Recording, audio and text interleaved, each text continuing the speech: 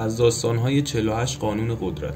قانون اول: هرگز کاری نکنید که بیشتر از رئیستان به چشم آیید.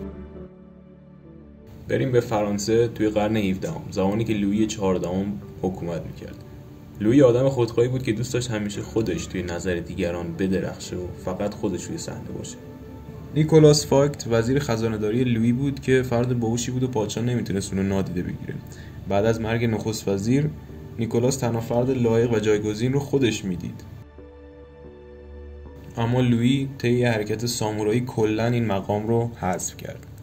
نیکولاس که فکر میکرد از چشم پادشاه افتاده، تصمیم گرفت به کمی پاچه‌خواری بپردازه و بزرگترین جشن تاریخ اروپا رو برگزار کرد تا خودش رو لایق نخست وزیری نشون بده. اما نمیدونست که لویی آدم خودخواهیه و نمیتونه ببینه که نخست وزیر خودش توی تجملات ازش جلو بزنه و این حسادت لویی کار دست نیکولاس داد. برای همین به گارد سلطنتی دستور بازداشت اونو داد و نیکولاس 20 سال بعد در زندان در انزوا درگذشت. هرگز کاری نکنید که بیشتر از رئیستان به چشم آیید.